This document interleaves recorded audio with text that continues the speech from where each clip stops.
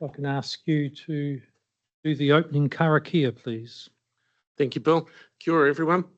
Whakataka tiho ki te uru, whakataka tiho ki te tonga, kia mākine ki uta, ki mātarata ki tai. E he aka ana te atakura, he tio, he huka, he hei hu, ti hei Maori ora. Thank you. Now, the health and safety statement, I'm taking that as read. It's contained within your agenda. And we'll move to apologies. So, Chair Pamela, you might be an apology for early departure. Okay. Liz? Okay. Are there any other apologies? Karakiā McLean.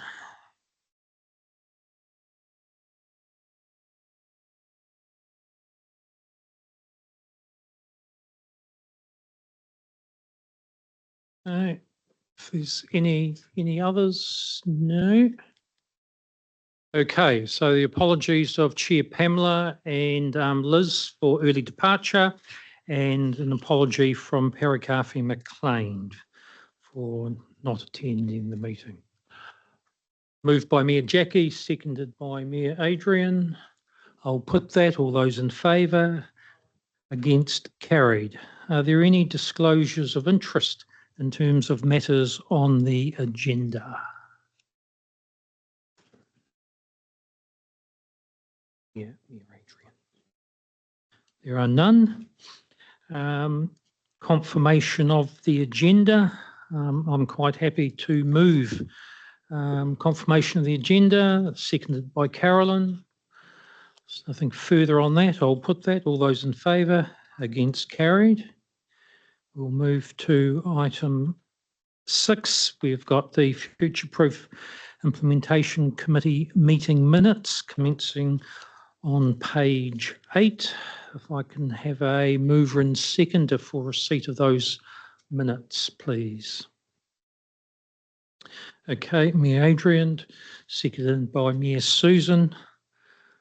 Are there any matters people wish to raise in respect of those minutes? There are not. I'll put that. All those in favour? Against? Carried. And then item 6.1.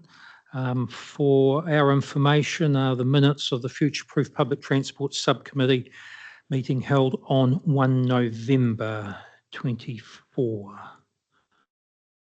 Okay, thanks, Angela. I'll have a seconder for those. Okay, thanks, Chair Pamela. I'll put that. All those in favour? Against? Carried. So we'll now move to item 7.1, which commences on page 26 of the agenda. Robert, would you like to introduce this, please? So, councillors, this is a piece of work that we commissioned as Future Proof as part of our BKT reduction program of work initially, and then subsequently Waikato District carried on when that funding was cancelled to deliver the piece of work. Really interesting piece of work for us as Future Proof as we start thinking about the relationship between the Future Proof sub-region and Auckland, and how many of our people might choose to live and play in the Waikato but work in Auckland, and what those flows of people look like. And ultimately that will, I think, cause us to think when we're developing the next round of our future development strategy about whether there are other things we need to do in the settlement pattern to support the way that people live and the connections across the regional boundaries. So we've got Vishal as the leader. I'll let him introduce the team and speak more about the piece of work. Kia ora, Robert. Kia ora, councillors. Ko Vishal Ramdini Tokungawa, Takumahi Strategic Initiatives and Partnerships Manager, Waikato District Council. As Robert has said, we've got Sarah Loynes here and Andy Carnell, Better Bus Planning, who are the consultants, and you all, I'm sure you all know Sarah and Andy. They were previously with the Regional Council, helping us with this work. This is a piece of work which started in August this year. And it's really looking at planned growth, as Robert mentioned, in the northern Waikato as well as in southern Auckland. You will recall we had a presentation by Bill Cashmore at the last FPIC meeting, and Chair, you and I also attended that presentation, which was done by Bill and Minister Bishop in Auckland as well a few months ago. So we looked at that work and the growth that's anticipated in the southern Auckland area, plus the work that the Waikato District Council and Future Group has done with regards to growth planning in the northern Waikato area, and look at how we can improve public transport connectivity, bus transport, but also looking at the rail connectivity that exists currently, and what could be done in the future. So it's really looking at a short, medium, and long-term view of public transport. Short being up to 2030, medium up to 2035, and long-term beyond 2045. Another key component of this work is Marae connectivity, and Sarah and Andy will speak to this as well shortly. I'll also like just to mention that we had very good engagement from Auckland Council staff, Tataki Auckland, that's Auckland Unlimited, as well as Auckland Transport, who have provided input into this study. So it's really a cross-boundary initiative with the team from Auckland. With that, I'm just going to hand over to Sarah and Andy to provide an overview of this work, and then we can take questions and discussion thereafter, Chair. Okay, thanks for Charles. Sarah, are you starting or Andrew? Okay. There we go. Thanks very much. Thank you for the introduction, Robert and Vishal. No, I think that gives a good introduction to the purpose of the study and the things that we considered as part of this. So this study looking specifically at walking and cycling and public transport needs over the next 20 odd years and beyond for the North Waikato, taken into account all of the expected growth and historical growth as well, actually, because it has grown enormously in the North Waikato and South Auckland over the past few years. But really looking at what the future needs of those North Waikato communities are for walking and cycling and public transport.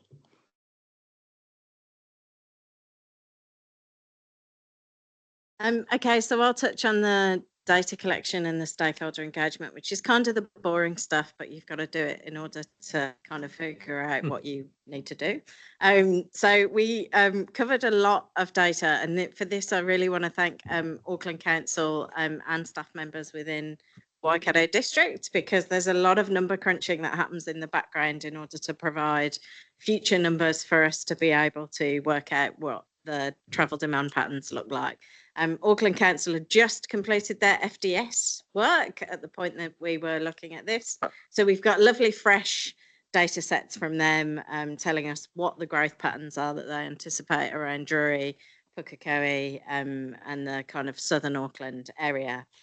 Worth highlighting that there was a conversation around the scale of the growth at Drury and timing, and that's still pretty uncertain, I think, between the council and the development kind of industry, with a kind of push and a pull situation happening on those at the moment. But they agreed ultimately to go with what was in the FDS. And within this report, you'll note that services that connect Drury to places in North Waikato are kind of on the back burner until we understand that growth in more detail and what might happen down there. Stakeholder engagement was fantastic. Lots of interesting trends around the main towns. Probably quite obviously towns with more internal servicing, i.e.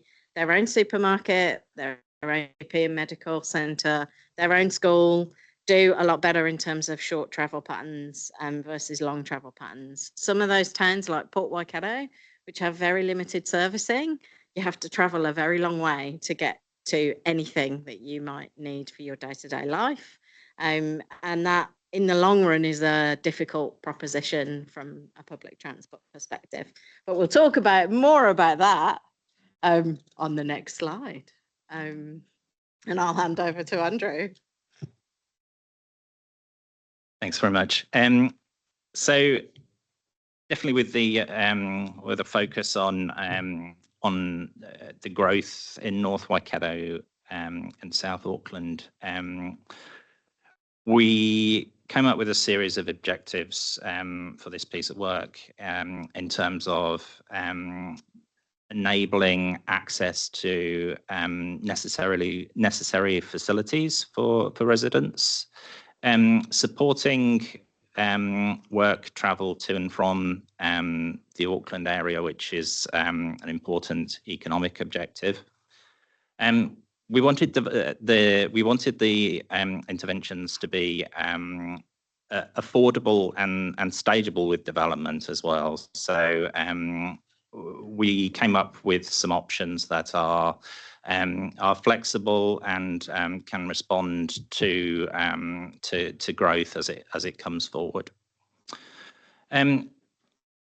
Now, want to acknowledge the importance of Te Huia as part of this work as well, and there is a separate work stream ongoing at the moment, looking at potential rail stations in the North Waikato. So there's an indicative business case for rail stations in the North Waikato, which are currently indicating potential stations at Pocono and Tuakau as well. We will, with the focus of this study then, more on the bus services side of things. So we wanted to develop some bus service options which would work with the Te Huia train service and the future plans for Te Huia on that corridor with more regular services, but acknowledging that rail can't do everything as well. So bus services are better at providing coverage and access, and also in those places where there aren't proposed stations. So, for example, Te Kaupata was quite an important kind of nexus of this study because of the lack of proposed stations at Te Kaupata. We wanted to provide services that a good bus route design, right? So you want to make sure that you're getting into developments, new development areas, and that you're connecting people to where they want to go pretty quickly. So avoiding bus routes that become quite complicated or circuitous, and that does mean some trade-offs as well. And then we do want to be quite ambitious with this, and in terms of setting the trajectory for the way forward for public transport services. So we went for a quite ambitious mode share, but that has to be a 3%, but that has to be seen in the context of the current settlement pattern in North Waikato, so it's quite dispersed and relatively low to medium density, very high car ownership. So we felt that 3% was a realistic target. Thank you. So in terms of the proposed network, as I touched upon on the previous slide, we're looking at providing bus services that provide a reasonable amount of coverage, are good direct services, but also the services where most people are going to be travelling to and from. And that does mean some trade-offs in certain circumstances. So what we try to avoid doing is creating a lot of bus routes that go all over the place, and try to focus the option development on key corridors. So the key corridors for this study, Pokeno Tuakau into Pukekohe, the evidence shows that there's a very strong draw from those settlements into Pukekohe at the moment. And that is going to continue into the future as well. The importance of that corridor as well for supporting access to facilities, healthcare, schools, etc. And then the other main corridor was really State Highway 1 and connecting those river communities as well. The scale of Te Kauwhata, the scale of growth at Te Kauwhata already and is forecast to continue into the future is very significant. And we felt that Te Kauwhata was quite a good anchor point for connectivity. And certainly, as it stands with the IBC for the Northern Rail stations, no station is proposed at Te Kauwhata. If that were to change, then the bus network might look a little differently. But the interesting thing about Te Kauwhata is the kind of split of destinations. People want to go south, but they also want to go north as well.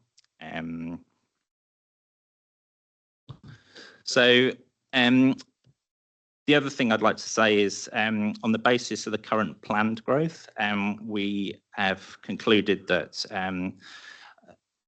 at the moment, that's unlikely to be able to support a standalone bus service between Pokeno and Drury. Pokeno has very high car ownership of about 99%. There's an extensive park and ride planned at Drury and Drury West as well. And bus services would really be fighting against that proposed park and ride.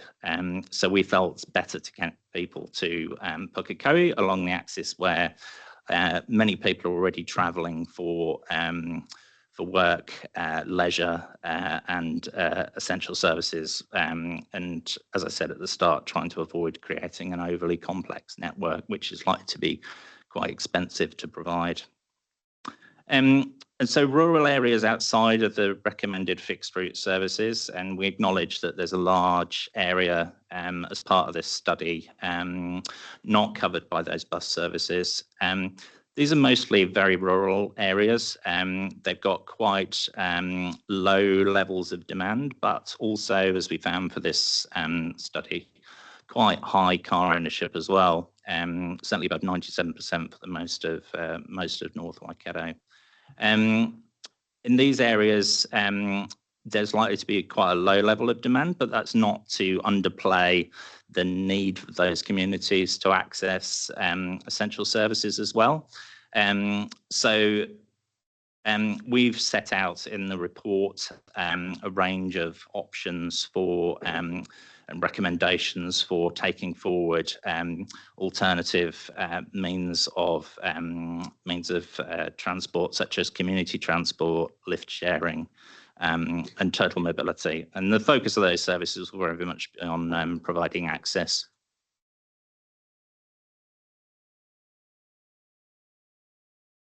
I think it's worth noting that towards the back of the full report, we talk about things that might change that situation between Pokeno and Drury long term. And that is if the development pattern spreads through there. And this is where we had the long conversation with Auckland Council about the economic master plan for Drury versus what's currently in the FDS. So if the economic master plan comes forward and more development happens south of Drury and away from those railway stations, you start to build a better case for direct services in PT. The other thing that may well change that picture is there's a lot of talk about whether there will be a hospital somewhere in that Drury area connected to some sort of science and innovation type park. Again, if that were to happen, that changes the dynamic of what you would put in place along this corridor quite significantly, depending upon the scale of the hospital. So always when we're doing these kind of assessments, we sound really clinical. We do work the numbers. That's how we kind of get to our decisions. But ultimately, things will happen on the ground that will change that position over time. So we just wanted to acknowledge that, but also that the demand between the towns of Pokeno, Tuakau, and Pukekohe is huge in comparison to the demand between Pokeno and Drury, which is why we've emphasised that particular corridor in this work. It's because of the schools, because of the medical centres, because there's travel throughout the day, not just in the peaks. It makes sense to put more investment into that corridor. But it's not a never on Drury to Pokeno. And I remember when we started this study, my instinct was that we might need to put something in there at around 2035. But the numbers were not coming out and telling us that we would get sufficient demand through that service to justify it at this point, which is why it's not in there. But it's totally up for debate, and it totally depends on what happens with Drury in the future. So I just want to put that out there, because I know many of you will instinctively have gone, well, why isn't there something between Drury and Pokeno? And I understand that instinct, but we look at the numbers. We were given the demand numbers from Auckland Council, and that was how we kind of came to that decision. So, yeah. Walking and cycling, though, which is way more exciting, in my opinion. We did do a whole heap of work looking at each township. And it's worthwhile remembering that a lot of the towns at the top of the North Waikato are quite similar to a lot of other smaller towns in the Waikato area. Their kind of first hit of development probably happened post-war, a bit more in the 60s. So they have a kind of cycle of development that means that a lot of their infrastructure is sort of 60s to 70s, and then as time's gone on, more's been bolted on. What that means is that in a lot of these towns, the footway kind of infrastructure isn't what we would now consider to be the best standard. And the demographic data that we pulled for North Waikato showed this kind of dispersed kind of age pattern, where you've got a lot of people who are heading towards getting quite old, a lot of young families, and then a sort of gap in between. What that means in terms of what you might provide on the ground is quite important. You're looking at lots of people who will be potentially using mobility aids, mobility scooters, all those kind of things. But you're also looking at young kids who will be on little scooters. So you've got to try and bring that together somehow. A lot of the towns, as I say, based on their current infrastructure, have quite narrow paths. They've maybe got a bit overgrown and a bit rickety over the years. The purpose of this work was not to write a blanket recommendation, which is go out and do your entire footpath network again, because we all know that that is not affordable and won't happen. But it was to look at each town and say, where is the school? Where is the high street? Where's the medical centre? Where is the big recreation ground? How do we create nice feeders into those places from the residential areas around? It might be okay to have a 1 metre wide path on a kind of connection that goes into a main path, but once you get into a busier area, it would be better to have something with a bit of width in it. So these networks were produced for each of the towns that kind of show this almost subway style. These are the connections that you really want to focus on. The decision in here is that you probably are best to focus on some kind of shared path facility in the short term. Now, NZTA staff will tell me that that's not the first thing that you should go to.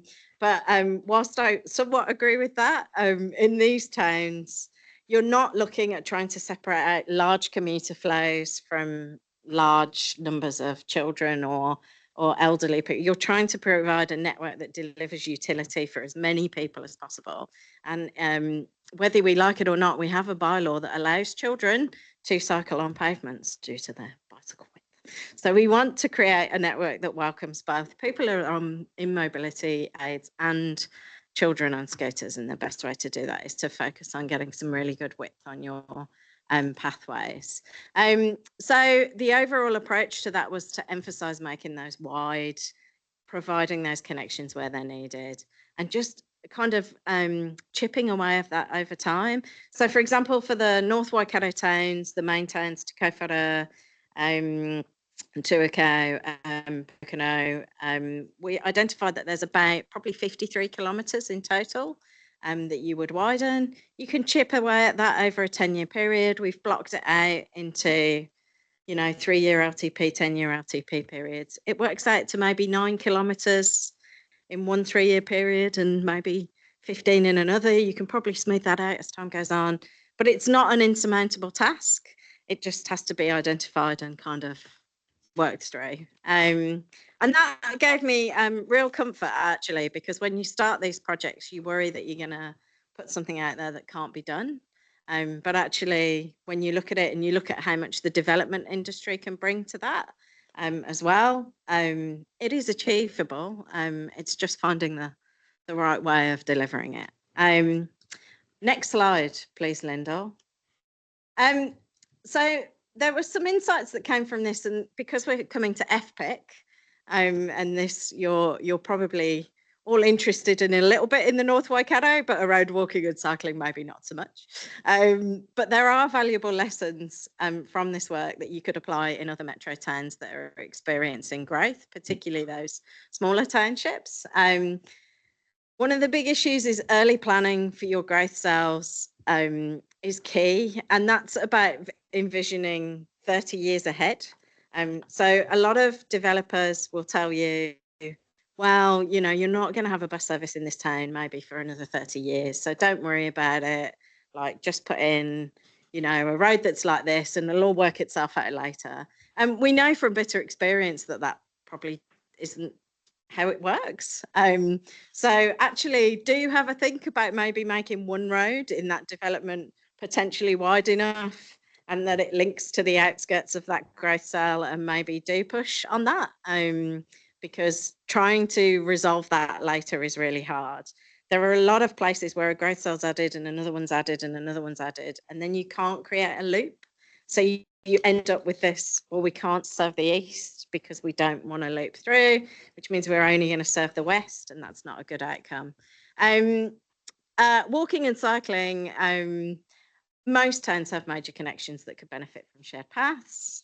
I think the regional technical specification is starting to try and pick up an ONF framework type approach, but there is still stuff going in on the ground now that if we really thought about it, we'd probably go, actually, maybe we should ask for a higher standard in these locations. But I would acknowledge that developers need guidance. If there isn't guidance and they're not asked to do something, they won't do it because they just follow a specification. So I think there's probably some work to be done on the RIT's technical specification around walking, cycling ways to just maybe bring it in line with best practice now. Probably more of an issue for peri-urban and rural areas than for the main cities, but definitely something that could benefit from support. And I think that's us. Oh no, sorry. Vishal's reminded us about marae. We did talk, there are a kind of range of maraes spread out towards Port Waikato as an important kind of corridor. And then there are some that kind of run down the river, as you'd expect. We did have conversations about connectivity to those marae.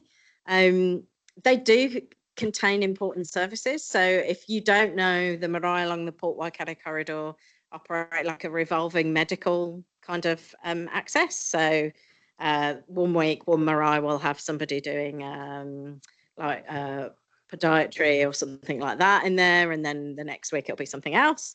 When we spoke to them about that, they were quite clear that there's a community that exists around the marae that helps resolve the transport problems that people have getting to those medical clinics. It's kind of, they do look after themselves in that regard. But one of the things that they did identify with the Port Waikato service was that there were no bus stops outside the marae. So although there was a service that went past, it didn't have a stop there. And they would have probably been okay with having a stop in there. The whole conversation around marae is hard to have at this kind of level because in reality, you need to speak to each marae in quite a lot of detail and go to them in person and have more in-depth conversations about what the future looks like for them. It's quite hard to do that in the context of a study like this, but I think it's an area that still would benefit from conversations.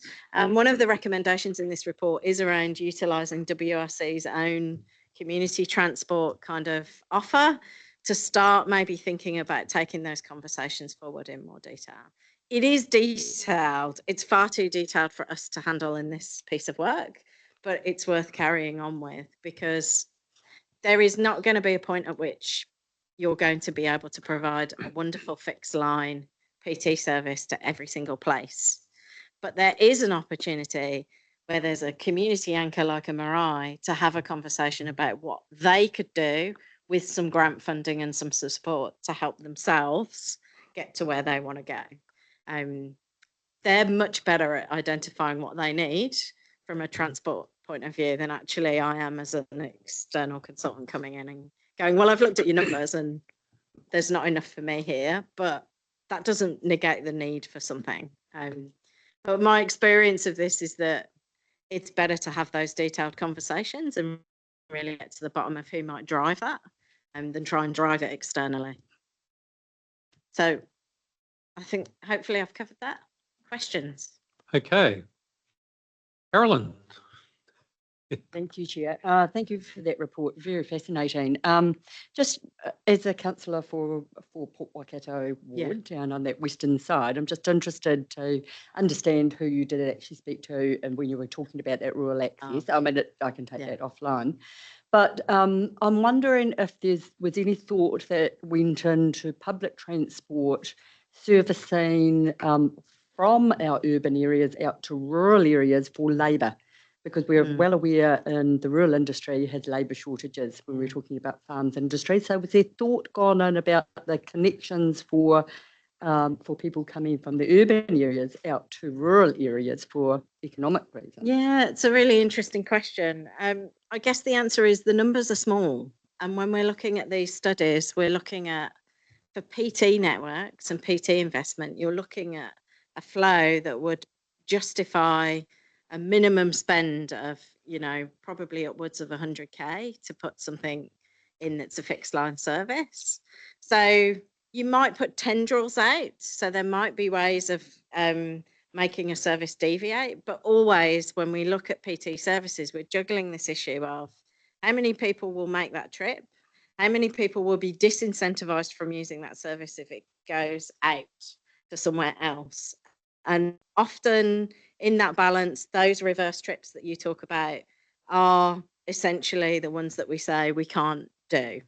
But again, I come back to the point that there's a unique advantage in places that have smaller communities, and that is that those communities are potentially better about banding around an idea if they could get their hands on some funding and some help organising.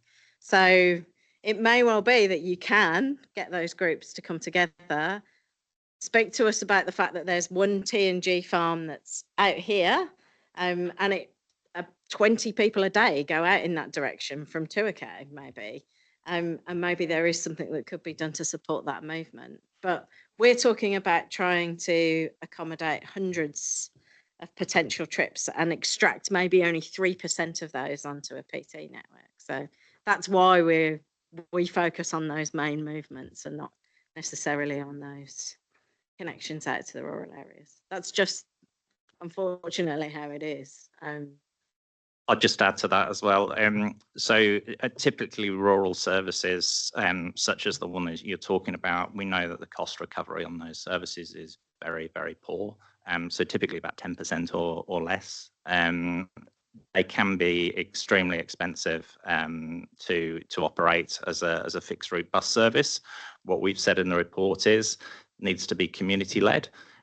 So I acknowledge the issue with commuters, but there are solutions in the report such as lift sharing and that kind of thing, which where people can agree between them to give each other a ride to various destinations. It's very difficult to serve rural areas effectively with fixed route public transport because the populations tend to be quite dispersed. The uptake tends to be quite low because because car ownership's so high. So yeah, my view is that those solutions need to come talking to the communities directly about what they need. The answer isn't necessarily a fixed route bus service. And to balance that off, you might be spending 200k on a fixed bus route service. If you put that money or even a portion of that money into something for the community, like a van that they kind of work through using and operating for themselves, they can cover more destinations, they can go to different places, they can organise something amongst themselves that's much more in line with what they need at a fraction of that cost and with a greater utility to the broader community. So that's kind of where we're at with that.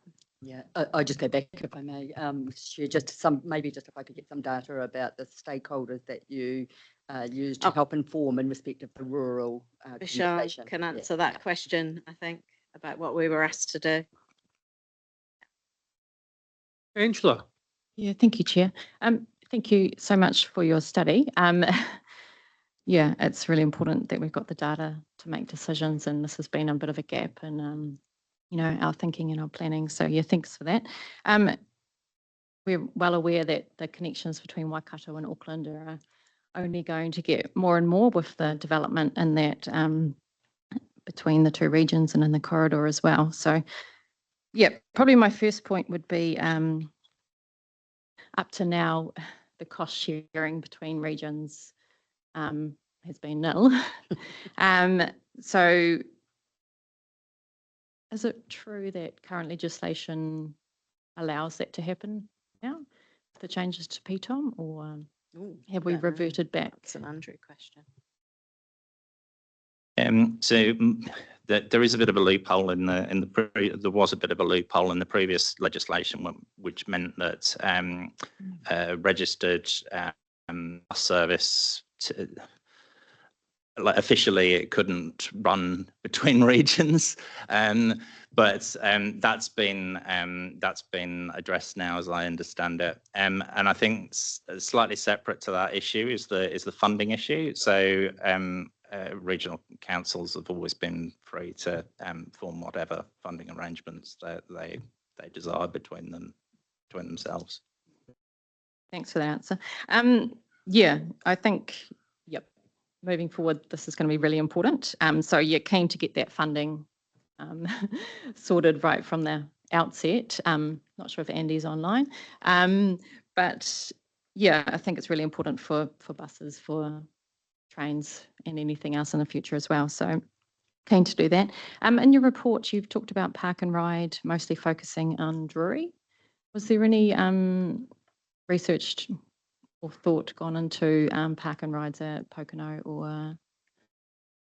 We have not touched the rail business case IBC, and the locations that have been chosen in Pokeno and in Tuakau are quite constrained, I would expect, for that type of thing. Actually, the bigger issue might be if you don't provide it, is the street situation around those stations going to get worse? That's probably a level of detail beyond what we would look in here, but it would certainly be covered under a DBC for those railway stations. So if I may, Angela, through you, Chair. So yes, the IBC for northern railway stations in the northern Waikato did touch on park and ride, and there is provision in Pokeno for a Pokeno park and ride. But in Tuakau, it's the more that uses streets type of concept. But the next stage is to take that IBC to a DBC, a detailed business case, for which there's no funding currently. But with Phil and ourselves, we'll need to have the discussion in terms of where to next, because we need to be strategic here. It's not just about the GPS now, it's also looking at future GPSs as well, and having a shelf ready business case so that when funding becomes available, we can tap into that. But for now, we're just working through how we're going to progress that DBC. Yeah, just almost thinking a step before that as well, with the increase in frequency from Pukekohe into Auckland, you know, and limited parking at Pukekohe, you know, you could shift some of that park and ride demand to Pokeno, get a bit of income for your council there, Jackie. And then the bus services connecting to the Pukekohe station could, you know, show a good test case for more stations in other areas as well. Yep, got 2 more points. Yep, first and last mile, given the demographics, as you said, Sarah, with young children needing to get to school, older people with mobility devices as well. Yep, fantastic to see that in the report as well. That would only, you know, give children and young people more independence as well. And, you know, if we can get them using PT early on, then we know that that behaviour will continue as well. So fantastic. And then, yeah, love how you've expanded that definition of public transport as well, from not just fixed route, but to community transport as well. And I know that, yeah, we're really focused around our council table around expanding community transport, especially to those rural areas. So, yeah, really keen for in future NZTA to with us around that. Nice little plug there. Welcome, Andrew. Yeah, because like you say, Sarah, fixed bus routes aren't going to fix every problem that we do have, and we have such a diverse region that community transport can often be that lower cost, more flexible, more nimble option. So, yeah, thank you for the report. Okay, there's a hand up for Count Anna Casey from Hamilton City. I'm suggesting that she email or contact either Mayor Paula or Sarah in terms of her question, because generally questions are confined to members of the committee. So, Councillor Anna, if you can contact Sarah or Mayor Paula, and then they can put your question. Mayor Jackie. Thank you, Mr. Chair. Again, thank you for your reports. I always admire, we have highly skilled technical facilitators doing lots of work and reporting. I actually, a few things, trying to be succinct as possible. I should have actually said I live at Port Waikato, so I shouldn't have that noted. So I don't think it's a conflict, but it's quite a relatively small community. So I live there, so I know a little bit about it. And as the councillor for Tuakau and Pokeno for 9 years, I know a little bit about those areas, having knocked on a couple of thousand doors 3 or 4 times in those 9 years, know a little bit about them. I guess I wanted to frame that up because, yeah, and it's interesting. We look at this report and it's very thorough. It's missing a few things in my opinion, and it's very functional. It's like looking at the numbers. It's not looking at the well-beings. It's not looking at the outcomes. It's not looking at the vulnerabilities. It's actually lumping Tuakau and Pokeno together where they don't see themselves as pretty well collegial in that one's a 4.2 decile socioeconomic diverse, high deprivation community, well established, etc. And the other one is maybe brand new, developed in the last basically 10 years from, or 12 years from 500 people rurally to over 6,000. It's going to be, it is and will continue to be for the next 20 years plus our fastest growing city, and it's going to probably, and we're going above the growth projections that we're extrapolating as the fastest growing district in the Waikato region at 13.75 or 14% over the last 5 years. And in terms of listening to Minister Brown a few weeks ago, in terms of, and Minister Bishop around the overflow from Auckland, they see that. So I guess there's impacts on the North Waikato. So I think this piece of work's really good, but I think we're missing a few things. So there's over 200 children, there is a number in here of 200 that need to get to schools. And there's only one bus in the morning or two that fit that time schedule. And like the MOE will say, there's a service and therefore it ticks their policy, but a service that only takes 50 children when there's 200 needs to get to the locus high school is not a service. And that's not really, there's no solutions to that. I'm interested, I'm going to jump a bit because there's quite a bit in these areas. So kind of lumping the two towns together, I think is complicated in this report, unpacking the complete diversities. Pokeno, I think it's, I don't know, we'll have to check what the stats department says. It's, I'd say almost primarily, not so, but there's 46 different ethnicities in Pokeno. That's my understanding. So high English as a second language. So are we identifying and who have we talked to and what about and what are their needs, and have we got a PT system for what I could call vulnerable, disenfranchised members of our communities and what those outcomes are in terms of isolation? Same with Tuako in terms of high deprivation. What does that look like? Again, Port Waikato, the rural areas.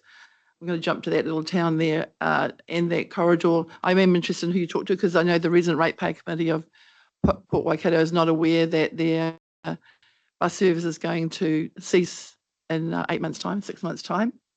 They don't know. They're the resident ratepayers that speak for the community, so they're quite upset considering that they are hugely impacted in that area with one of the deaths from the cyclone, and their hillside came down and they've got erosion. Highly vulnerable community, high deprivation, high poverty, low voice, missed in the COVID, missed in the cyclone to a large extent, and now the only once a week bus service, once a week, just to get them into Pokeno for their service is going to go because it doesn't meet the numbers. And I understand that. I've seen the ghost bus. There's quite a few ghost buses in the North Waikato. I acknowledge that. But we're making on a paper discussions around taking a level of service that's been in that council, in that community, that even that Port Waikato one, pre-Franklin days. So we're going back 10 or 12 years or 15 years. We're going to pull it out in the time when that is under huge high stress from a lot of different things, even looking at displacement of their homes. And I'm really asking about, is this the right time to do this? And we can look at the numbers and say they don't fit in a region of 532,000 and climbing. Is this the right time to do this for that community? It feels like in the report that's squarely been put on the shoulders of the district council. Now we're all collaborative here and want to work together. I know there's not a question here, but these are quite important topics for me, but I think for our North Waikato, so I'm trying to give voice to this. And so, I guess I'm looking for those solutions. So you talk about these funding options which are in there, but there's no numbers against it saying, we'll take that bus service from Port Waikato, for example, and provide $50,000 a year instead for a service, and then they've got some numbers, but to sort of say somewhere along the route there might be some funding somewhere, and then for how long, and so when they've had a process of level of service for, well, I know 15 or plus years, and then it's taken away with, well, you could go for some funding somewhere over, and it sounds like a good idea, maybe, but we don't know how short, medium, long term. That's not a solution. So can I answer that question? Yeah, and there'll be, because there is a way forward here. We have not been commissioned to go out and talk to those communities directly. That was excluded from our scope. This is the beginning. Yep. So this is the beginning of that process. What we have recommended here is we've said the current Port Waikato service use is very low. The reason it's very low is because it's not a very good service. Right. It's not the right service for that community. Now, you're right. Somebody needs to go. There's a community team here at WRC that could help support that conversation to go and have the conversation with the community about what the right solution is. I can't cost that solution because I don't know what that solution is. And if I'd have given you a cost in here and said that the solution is this thing, I'm sure I would have been told, well, you haven't asked anybody about it. So I'm in a kind of holding pattern here where my recommendation to you as a collective is to work together to start that piece of work, to formalise a recommendation, to begin that piece of work early now in the 8 months before that service goes to decide what that community think the solution might be. And they might come back, and that work might come back and say, no, actually, we don't want to run a community transport service. We want this, this, and this. And at that point, you'll have to make that decision. But do you see what I Yeah, but mean? I guess There's a like- better option here. Sure, but I guess when I hear that, this is also not just a desktop scenario, that the stakeholders been engaged, and you talked a lot about Auckland Transport and having conversations with them, and I'm sure there is some staff involvement, but we're not sure about who locally or even on the maraes that it was, right? So I just have lots of questions on that.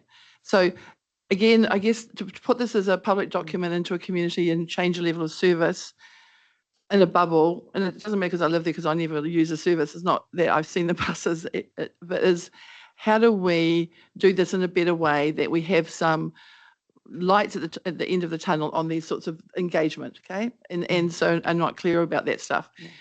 Happy to expand on those things. In Tuakau and Pocono and across the border, I'm still unclear as to why the bus services are not seen as a viable potential from Pocono, Tuakau to Pukekohe. There's strong relationships. They have been for a long time.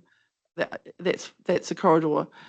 Pocono going to Pukekohe through the day because that's one of the places. But for transport, for health, for education, and for employment, it's faster to go the 20 minutes to Drury or Papakura and to try and use that park and ride. That's what they do, rather than go 20 minutes into Pukekohe and then 20 minutes back out in that triangle, right? They go inland to go back out to then get onto the rail.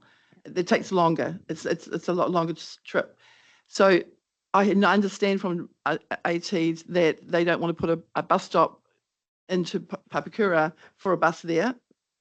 It's too difficult for them to have one bus or two buses a day. So I guess I feel like there's some limitations on those things.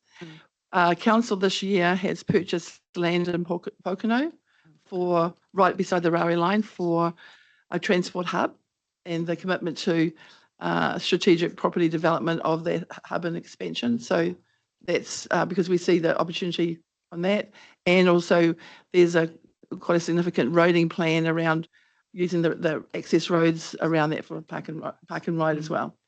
And I guess in terms of that connectivity, there's a connectivity Franklin North Waikato trail strategy that hopefully is impacted into this.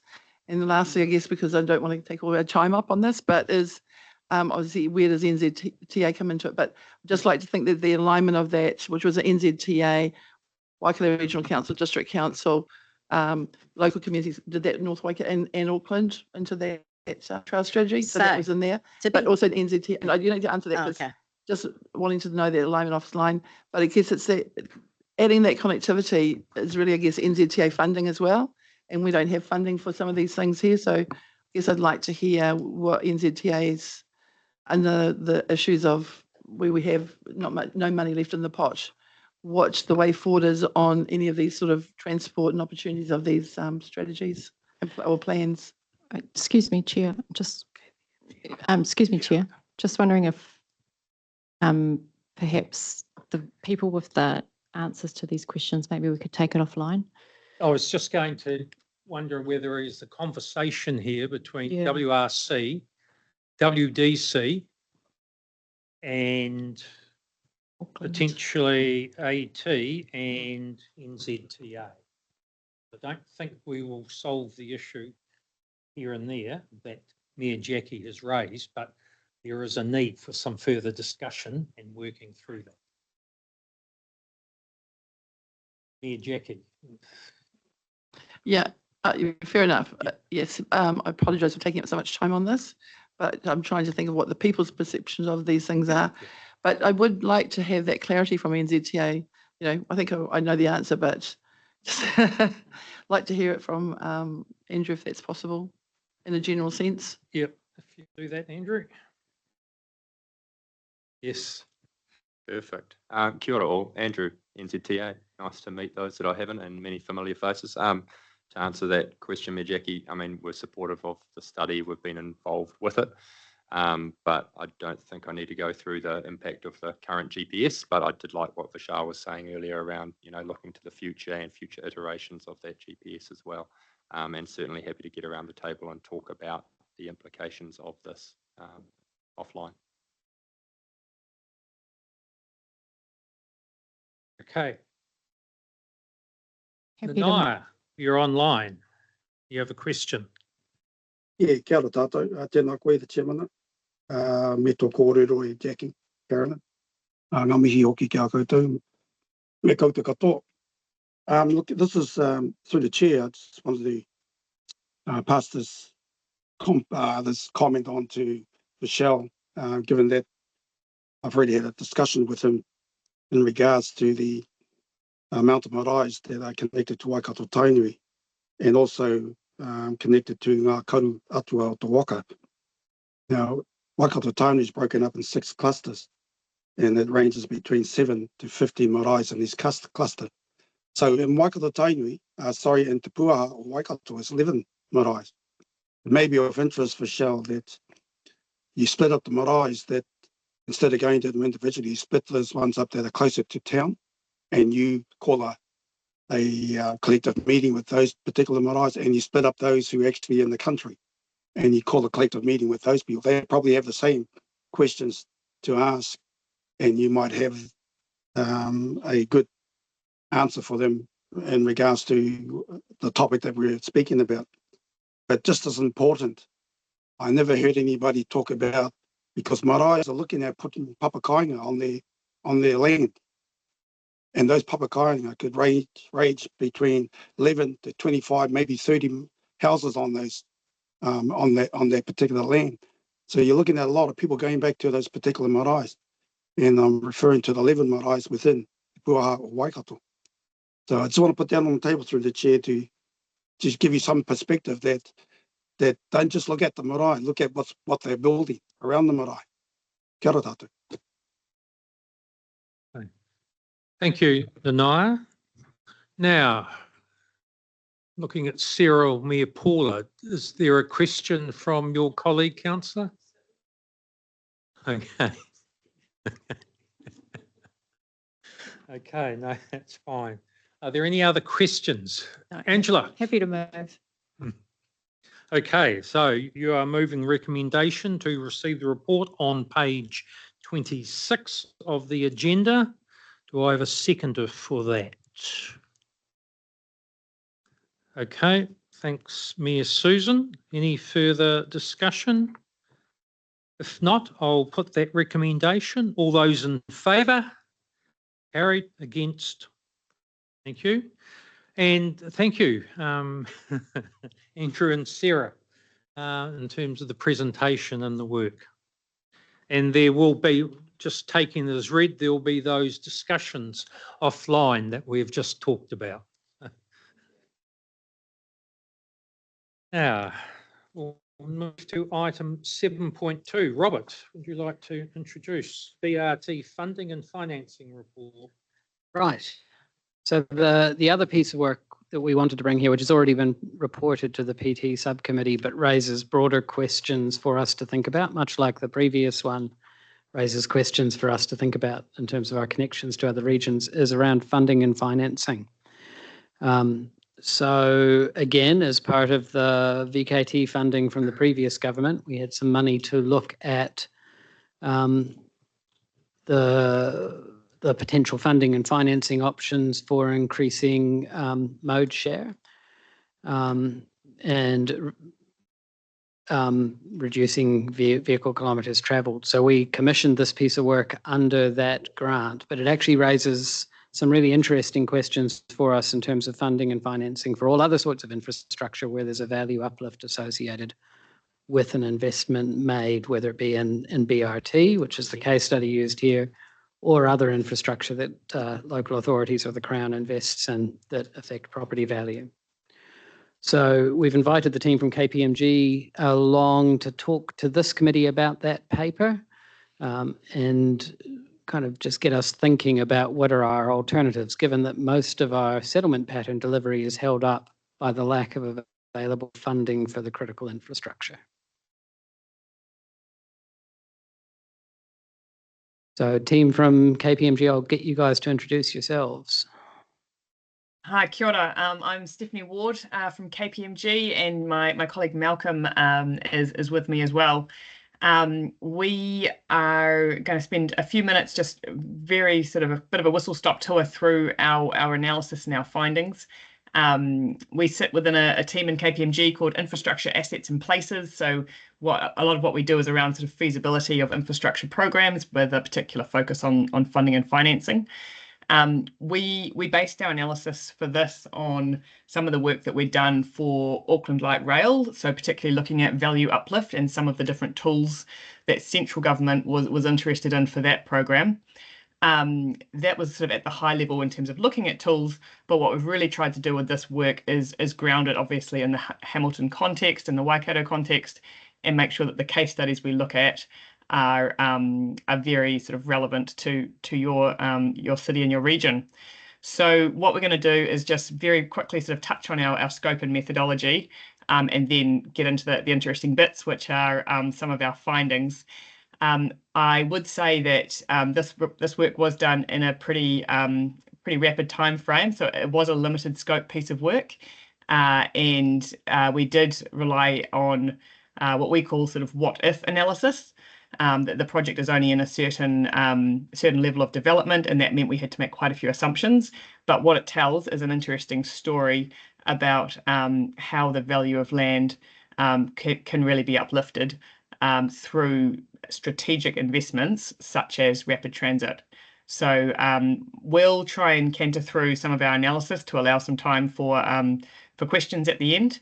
I do just need to warn that I do need to leave just before 3 to pick up my son, unfortunately, but Malcolm will be able to stay on the call. So I might just hand over to Malcolm, and he can sort of run through, perhaps if you just kind of touch on scope and methodology, Malcolm, and then kind of jump into the findings. Yeah, thank you, Steph.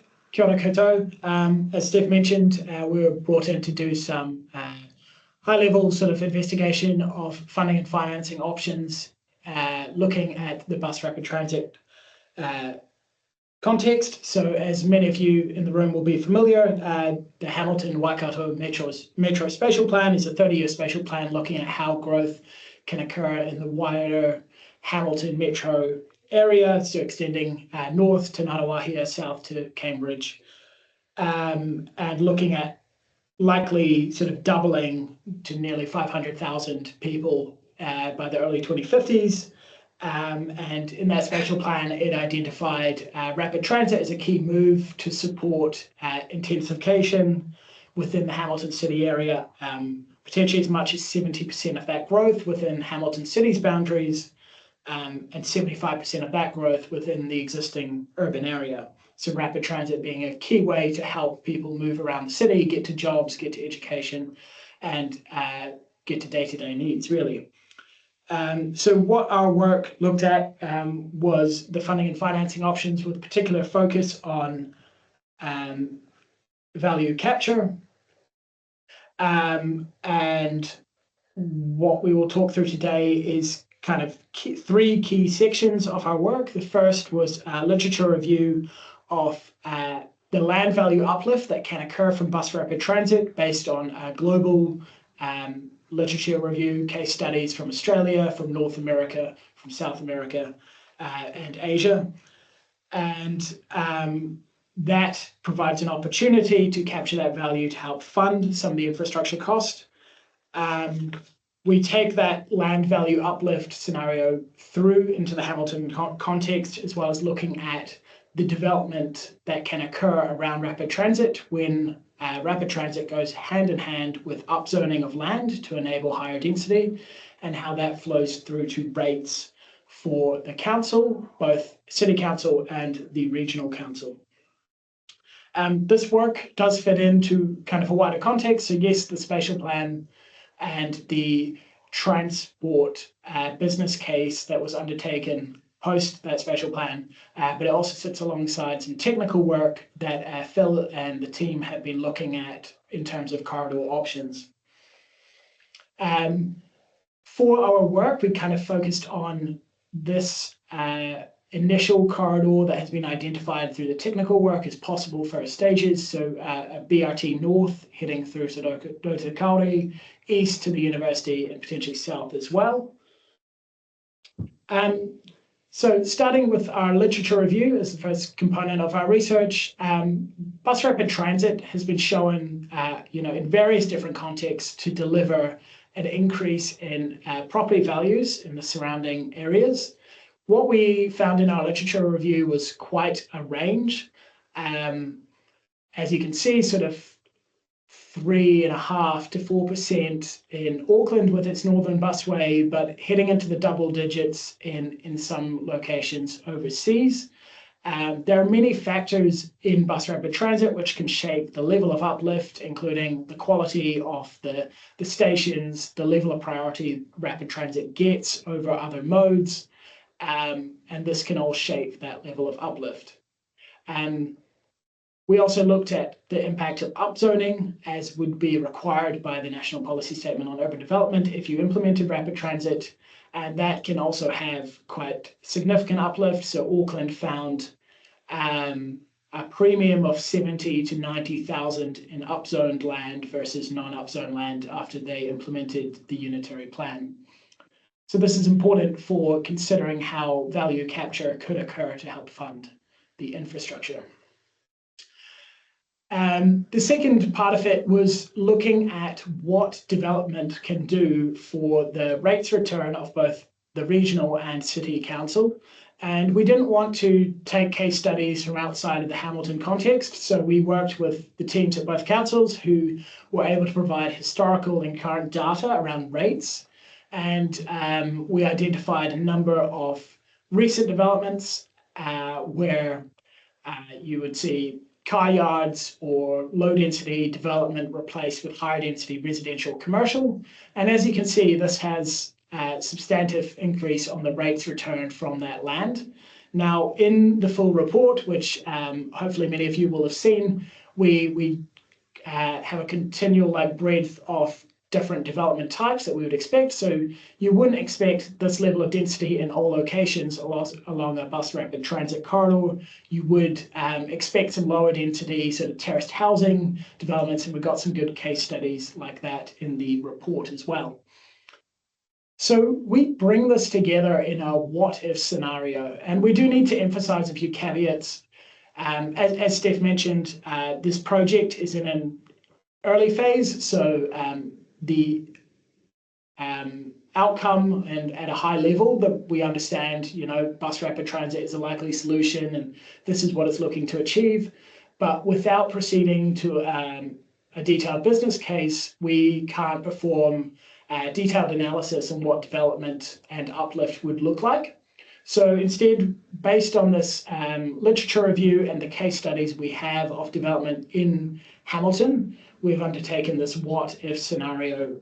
This relies on 3 inputs. So the land value increase, the capital value increase from redevelopment, and then a percentage of properties that you would expect to be redeveloped over time to deliver an increase in rates.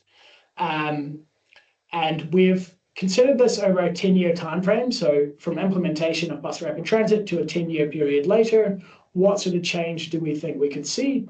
This is very scenario based. So we do a low, a medium, and a high.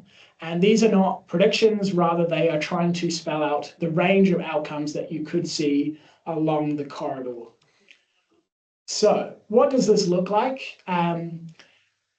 We have 3 scenarios, as mentioned, low, medium, and high. The low scenario is only looking at 2% land value uplift, so quite conservative, below what literature review showed was likely in other locations, looking at 5% of properties being redeveloped and only to a sort of 3-fold capital value per property. A high one, which is reasonably ambitious in terms of a 6% land value uplift, 15% of properties being redeveloped, and an average of 4 times the capital value from that redevelopment would deliver some really strong returns for both councils to help the funding and operation of the bus rapid transit. Again, I want to emphasize these are considered like a range of possibilities rather than applying any probability to these scenarios. So taking this through, what are the funding tools we can use to capture value uplift in the New Zealand context, and what are the financing tools to help spread cost? I'm going to hand over to Steph for these 2 slides. Thanks, Malcolm. As mentioned before, we've kind of taken the options mostly from some other projects that we've looked at, and some of the options that have come through from central government's work. We looked right across existing tools, such as sort of DCs and targeted rates, as you'd be familiar with. And we did sort of consider some of the things that are under development by central government, but given that they're in such early stages, it was hard to see how they would, whether we could sort of rely on them. One thing that's noticeable here is that overseas, when they talk about value capture, they do have capital gains taxes and different types of property taxes. So value capture for infrastructure projects overseas is very much about ring fencing existing taxes and funding sources. In New Zealand, we don't have those same ones. So if we're looking at it, either we need to use things that are a proxy for the uplift in value, or the sort of land purchase and resale here in terms of actually actively getting involved in that value uplift ourselves. So there's a variety of here that we could look at. I'm sure you're familiar with a lot of them, and just conscious of time, I won't go through them too much. But the one that we feel is really worth looking at is the targeted rate and the IFF levy, in terms of the ability to kind of size it to specific people and really match it to the beneficiaries of the piece of infrastructure. But yeah, we can have more of a discussion around those later, perhaps.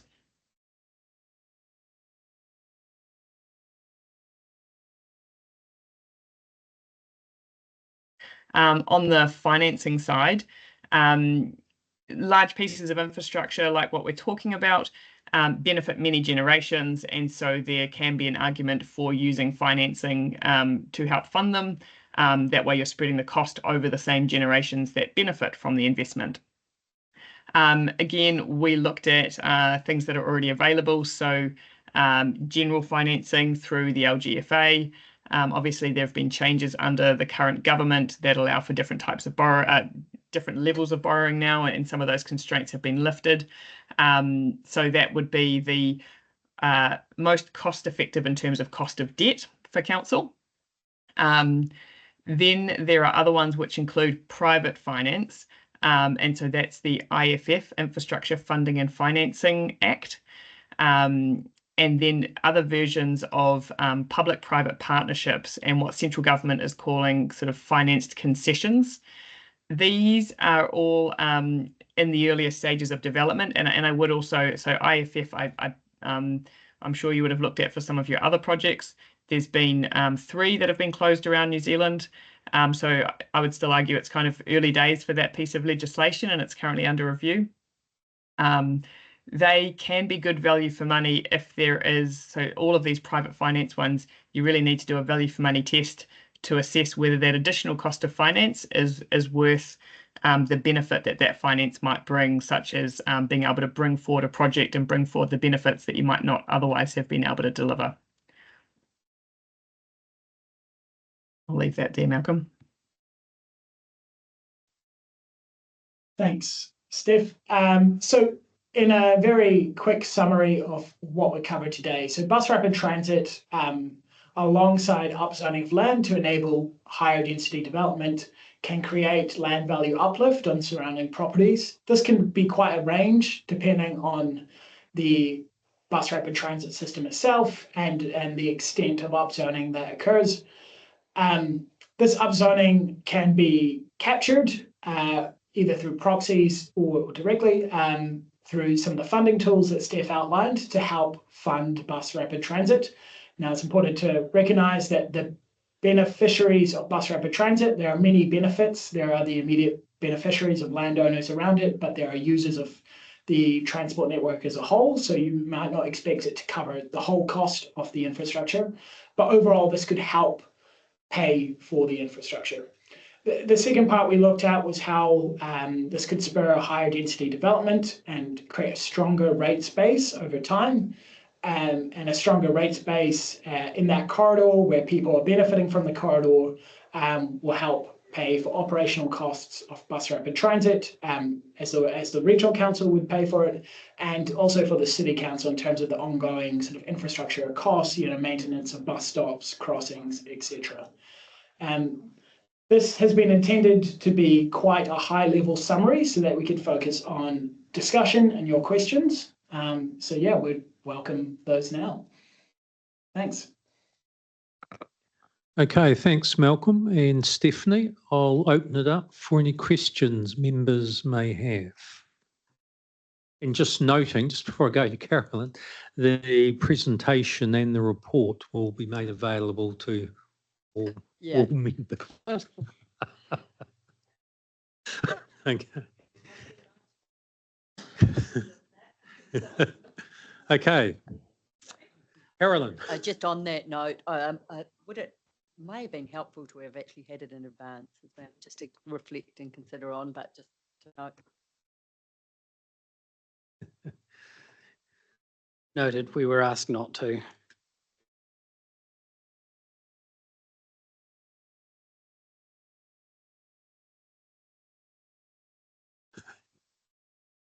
Yeah, Jackie. Obviously, the question is why, but just as a process, I guess we can talk about it later, but is when we have slides, which are I find often good summaries of a lot of information we're chewing up, can we just, like, as a protocol, maybe just send them out if people want to delete them? I don't want to fill in people's email boxes, but even the previous one, just as a process, so we can, I don't know what other people think about, get them and delete them or keep them and put them away as good summaries for often. Yeah. Yes. And also, I guess, it did say presentation and accompanying report provided, but yeah, not helpful. Okay, noted. Sarah. Thank you. I'll be really brief because we've discussed in the PT committee. I'm just interested in which parts of this do we think are helpful in terms of our context and, current tax system and willingness from government to be looking at various things. So it's, what it seems to have come down to is then a targeted rate, which we know in itself is a rather difficult thing. We struggle to put the rates up and stuff. So just, yeah, where do we go from here, and does this in any way inform our thinking around the regional deal conversation or not? I think you just answered the question. So I don't know, Sarah, if you want to comment at all, but in my view, these are the kinds of tools, and enhancing these tools are the kinds of things you would want to enter into a conversation around in a deal with the government. Yeah, I completely agree. So the tools that we've been looking at here are sort of in that suite of tools that central government sort of published as part of that cabinet paper, which is definitely worth having a look at as well if you haven't already. And I think the benefit of this piece of work is to try and bring some of those to life in the Waikato context and show sort of what potential uplift in land value or uplift in rates is possible with some of these investments. I guess also it all helps demonstrate to central government that you have already been thinking about things like value capture and how you can spread the burden of the cost on people in different ways. Okay. Right, I'll leave it for that conversation there. Thank you. I would make the observation as part of looking at the tools is actually clearly understanding what some of the challenges are using some of those tools. And I just reference, and whilst the IFF has been reviewed, it's not necessarily all straightforward, and also the costs associated with some of those tools. So it's been very clear and having a good understanding of the implications in terms of some of the tools that have been outlined. and I haven't had a chance to see the report itself, but I guess there's also the question of what out of the tools the government has looked at. It said, yes, we like the idea of value capture, but in reality, what ones will it have a political appetite for and are worth us, looking at as well? But Stephanie, you're going to comment on Sarah's point and what I raised? Yeah, happy to. Look, I think we can all take our own view about how likely a capital gains tax is in New Zealand. In terms of other value capture tools, what we've been hearing is very much using targeted rates and IFF levies as proxies. And I would agree that there is some very real administrative and transaction costs with IFF. And you might want to think about whether a targeted rate actually gets you the same benefits as an IFF. IFF, of course, would bring that private financing in, and it has different financial implications for councils. So you need to have a think about that. But there's trade-offs with all of these tools. But I think it is worth thinking about the kind of how you would identify the beneficiaries of a project such as this and what that could really mean for the value uplift of land, and be able to tell that story into central government. And then it's almost a secondary question, okay, how do we make sure that those people are sharing that value uplift, and there's a profit share back with councils, so they can contribute to the cost of that infrastructure that they're benefiting from financially. Any other questions of Stephanie or Malcolm? Okay, there don't appear to be. Just before I move to the recommendation, Robert, in terms of any concluding comments in terms of this work and the report? So I suppose it's this report's about lifting our gaze to the fact that if we are asking for support in regional deals, we're going to have to think about the complications and the tools that we're trying to ask for. But I think there are some opportunities there that we can start to quantify in terms of the benefits. One of the things that I take from this work is targeted rates are actually a tool we already have at our disposal. So have we maxed out the use of tools we have at our disposal before we go asking the government for new tools? And I think we need to be prepared for an answer for that. If we're going to go to the government saying, give us new tools for regional deals, have we thought about targeted rates? Have we thought about the use of regional rates? Have we thought about the use of the IFF and made sure we've maxed out our ability to use it? Those are the kinds of questions we really do need to work through before we just go cap in hand to the government for help. Thank you. So on page 114, there's a recommendation, and it's before us on the screen, to receive the BRT funding and financing report. I've got James and I think Chair Pamela. There's nothing further. I'll put that. All those in favour? Against? Carried. So we'll now move to, I'd just also like to acknowledge and thank Malcolm and Stephanie for the work and for the presentation this afternoon. Move to item 7.3. Implementation Office reporting. Reports are there. Have you got anything, Robert, you'd like to comment on? As you'll see, this report, everything's in the early stages of our implementation plan, so there's not a lot of big red lights around projects or anything like that I need to talk to. You'll see the project updated as things go along, and hopefully we won't get too many red lights. Okay. Any questions in respect of either of those reports? Okay. On page 115, there's a recommendation to receive the implementation office reporting. Thanks, Carolyn. Moved. I have a seconder. Thanks, Mayor Adrian. Nothing further. I'll put that. All those in favour? Against? Carried.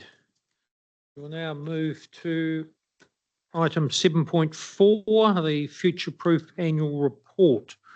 Robert, if you'd just like to give a quick overview, please. So this is our first ever annual report for Future Proof after 16 years of existence. So it does have a little bit of a long cast back in terms of achievements over those last 16 years as well, but it will become something we do annually as a good way of just demonstrating how we're going against our implementation plan and our strategy. Over time, I expect to add into this report KPIs and indicators and measures as well. So we're still developing those, and you'll see those coming through for the next report. So you'll see how we're doing at shifting outcomes like housing affordability or housing supply or things like that. So that work is in train.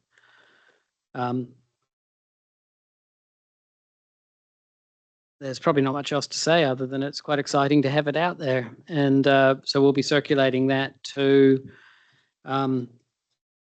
ministers, MPs, stakeholders that are on our stakeholder list now that we've got it. And it also gives us an opportunity to launch the new website, which we demonstrated to you last time we were together.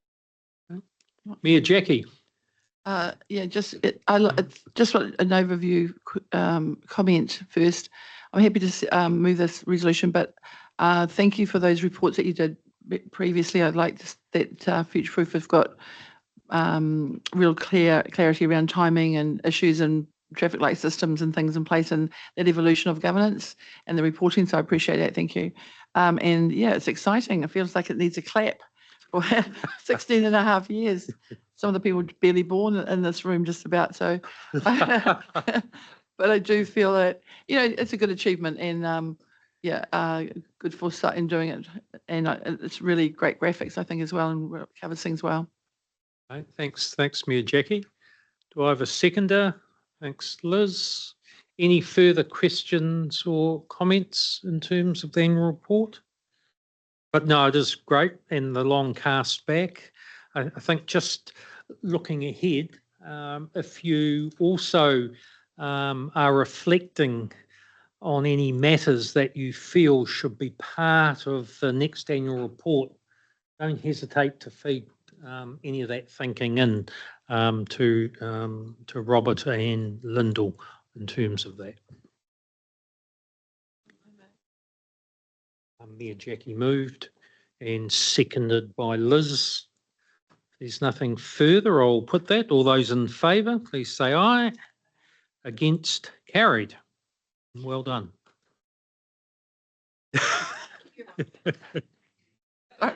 Well, we do that. We've started doing that in our chamber when you just get in the zone where there's really good reports or presentations, or people say things like, "To be quite honest, we'll like to share some information."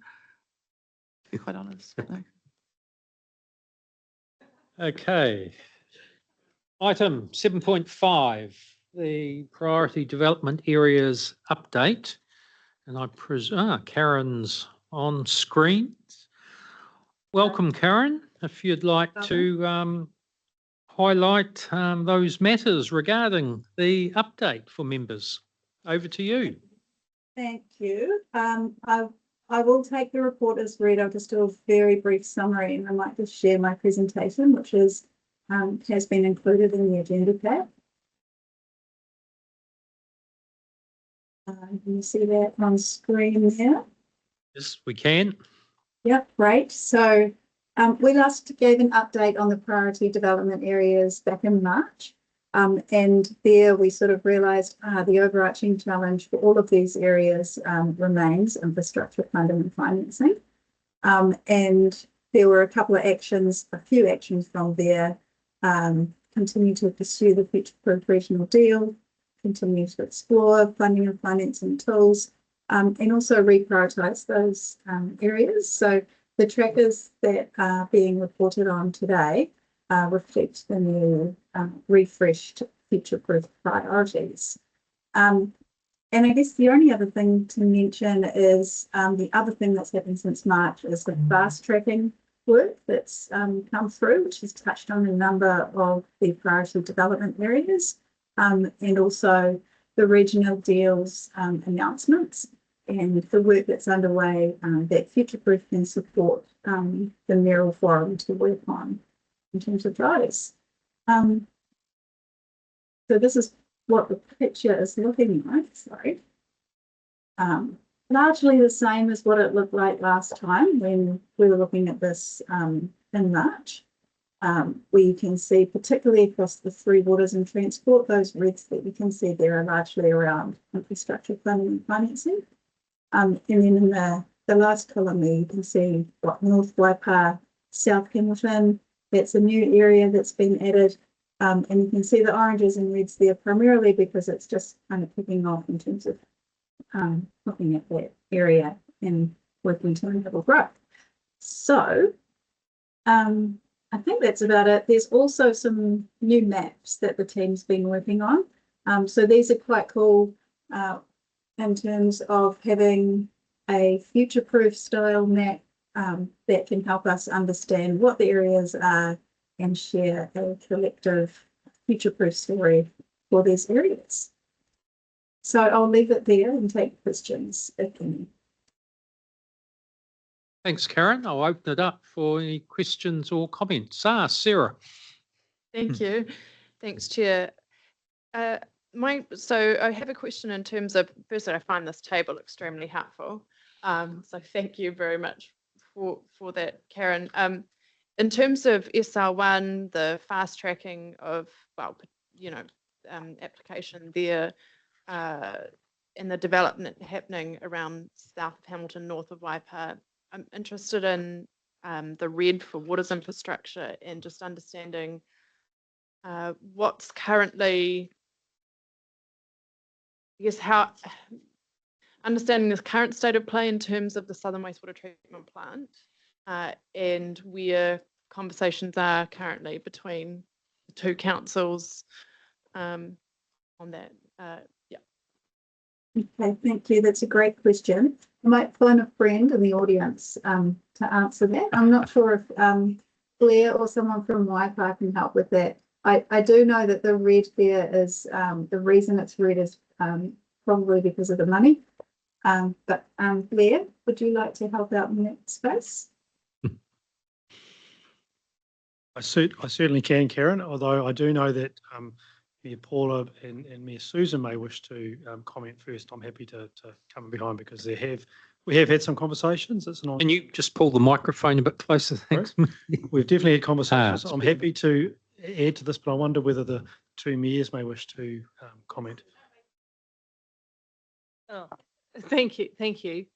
Suffice to say that everybody is acutely aware of the joint interest in the Southern Wastewater Plant and the need for it to come on stream to develop growth, especially in light of the fast track of SL1 and others. There's a bit of work going on at a technical level, it's fair to say. We raised the very same question, Susan and I, because of course this also is pertinent as we work out our water arrangements and things, how will that be achieved, and that we all parties need to make sure that they have some foresight of what the costs will be. And I understood from that conversation that you and I had with officers was that they were doing some work around the money, what that would look like. Is that right? Is that what you remember? Yeah.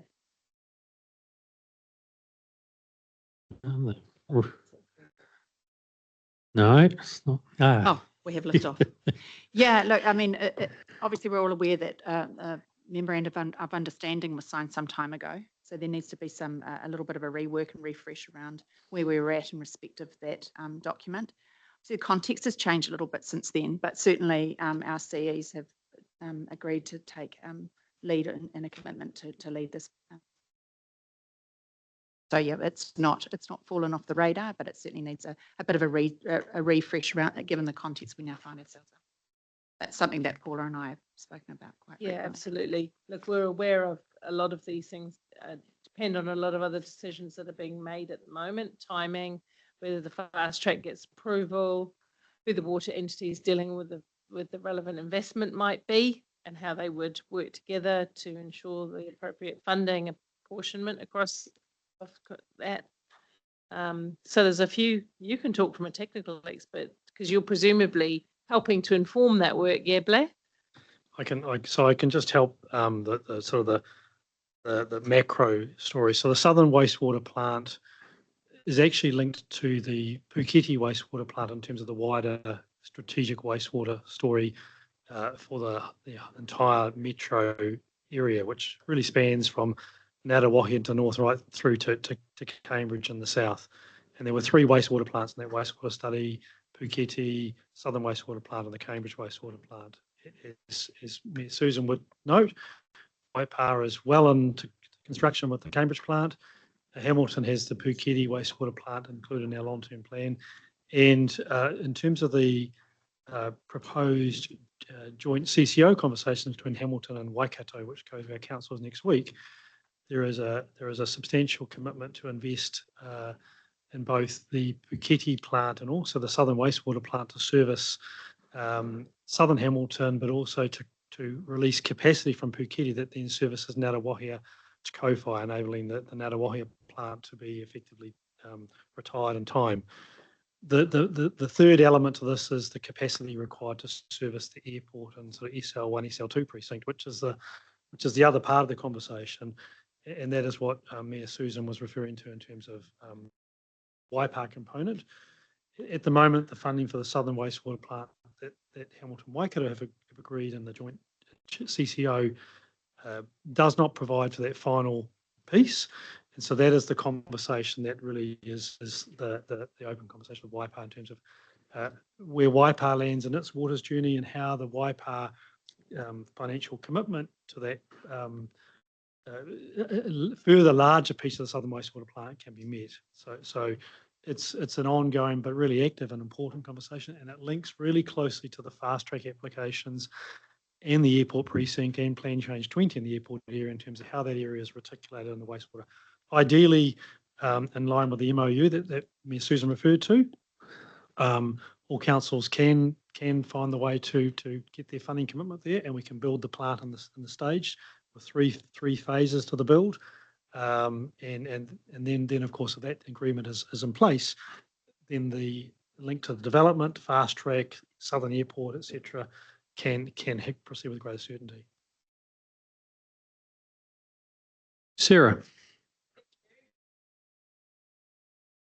Helpful. The other one was looking at Hamilton Central City, and it talks about strategic transport and PT infrastructures being red.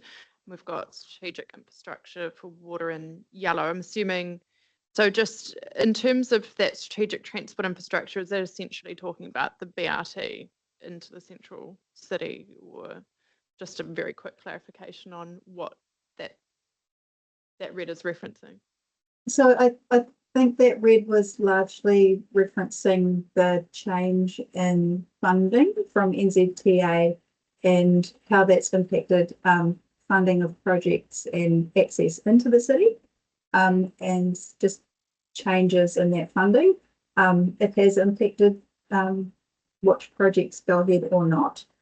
There is work that Phil Hazeldine is leading, which is funded through the IAF program, and that's around the concept for Anglesey Street protection.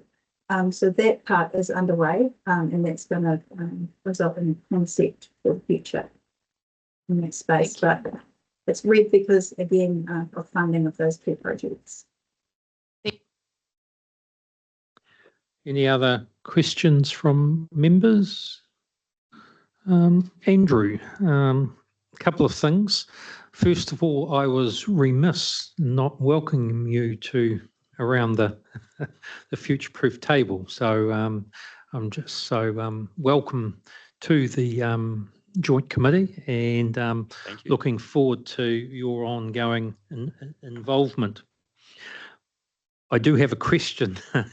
Now, in terms of, is there any update on the Hamilton Southern Links from an NZTA perspective? Depends on what you already know. There's probably not much of an update at this point. Still early days, which is funny to be saying when Southern Links has been a term for a very long time. But I know there is a discussion happening between HCC staff and I think they'll be reaching out to Waipa and Waikato staff in the next couple of weeks before Christmas to bring everyone up to the same speed, which at the moment is effectively there's tender for the investment case open at the moment and consultants appointed prior to Christmas. Okay. To begin that work in the new year.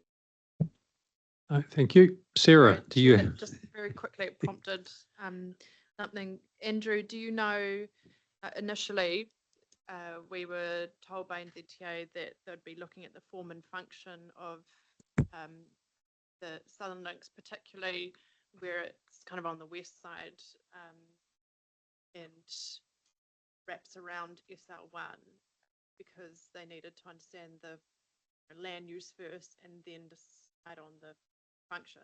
Is that still the case?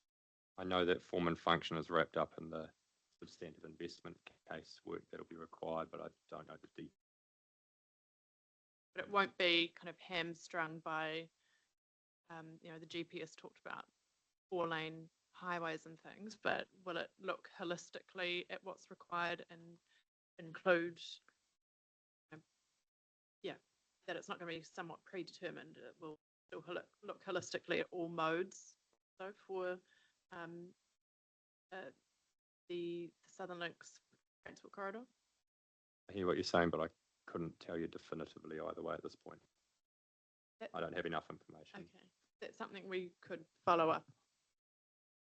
Yeah, I'm sure Andrew can come back. And I suspect that will come through in the discussion that you're perhaps tomorrow, but I assume that will come through in the discussion that the officers have as well before Christmas.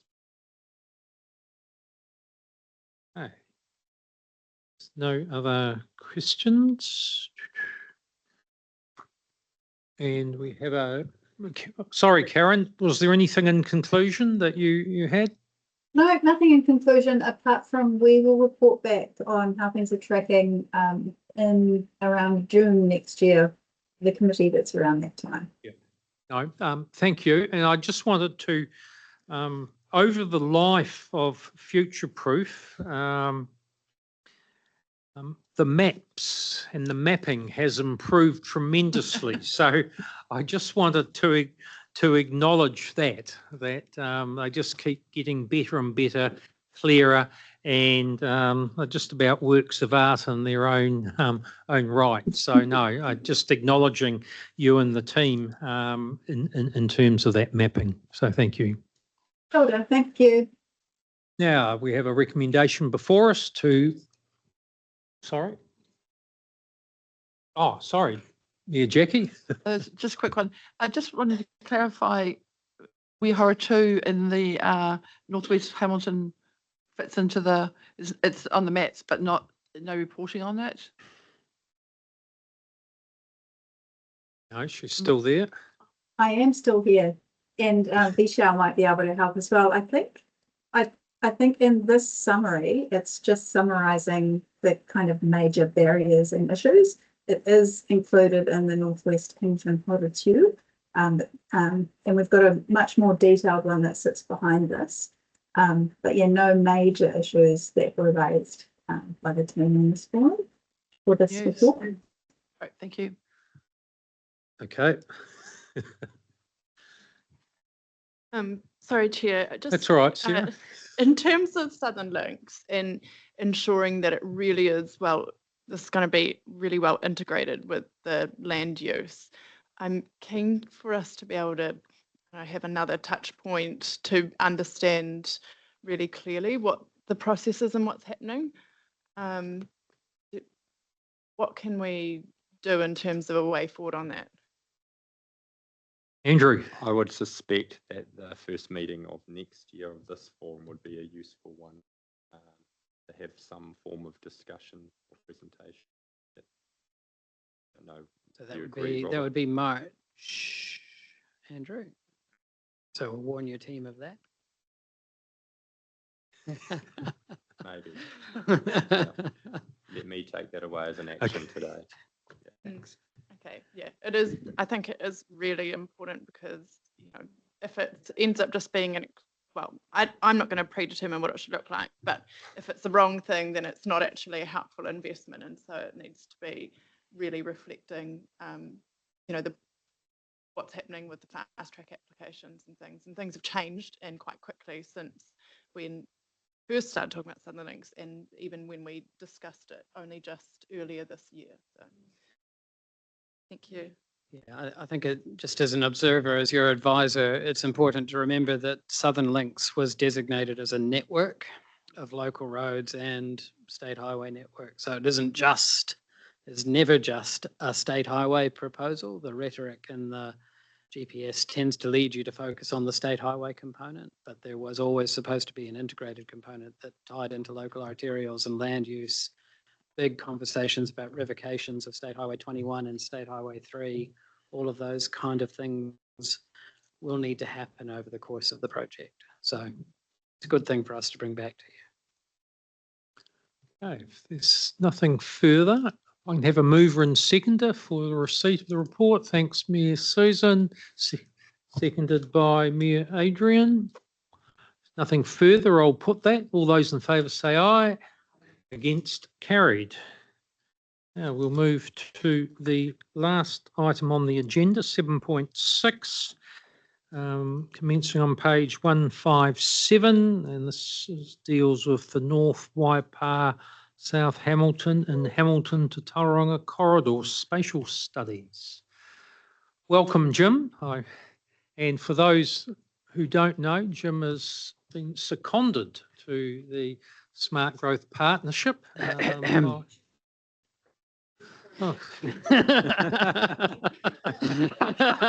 told me. My apologies. Bill, doesn't it go in the swear jar? Future-proof partnership, and is intimately involved in terms of the scoping work and the briefs. So welcome, Jim.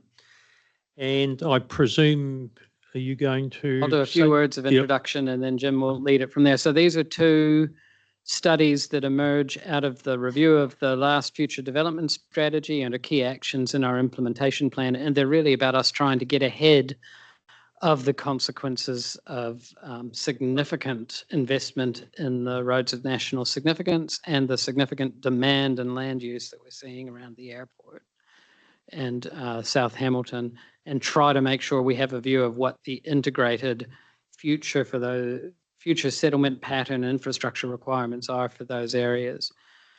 So these scopes are really important pieces of work to feed into the next future development strategy review.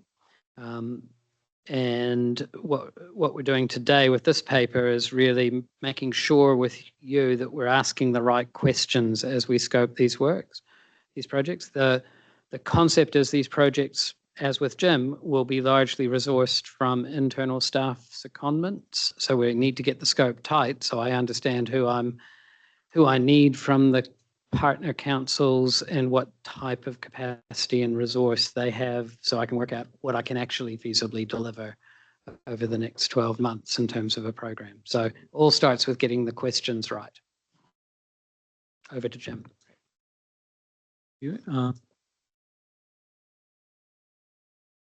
Well, good afternoon, committee members and associated staff. It's great to be here. And I think even though the official title is future proof, I know you're working towards smart growth in the general sense. So no harm, no foul there. Look, as Robert said, this is something the future proof group has had on the agenda to look at, and now we're getting going with the scoping. Over the past couple of weeks, it's been really exciting talking at the staff level to the future proof partners, not just around the scope, but about resourcing. And the two things are quite linked. One of the observations has been, well, gosh, there is a lot on at the moment. And the implied question is, so is this going to help or is this going to be another thing? And on top of it, and of course the answer is this is going to help because this is pulling together, drawing on all the work that's already happening, the fast track, the regional deals, private plan changes, all that is context and inputs. And what these studies will aim to do is to connect those, to influence them if it's appropriate, but otherwise to be that one step ahead in terms of maybe the things that haven't come forward yet with proposals. How are we in a position to guide and encourage the right things? And particularly for that corridor to Tauranga, that is looking longer term and probably being more than one step ahead, but again, being ahead of that process.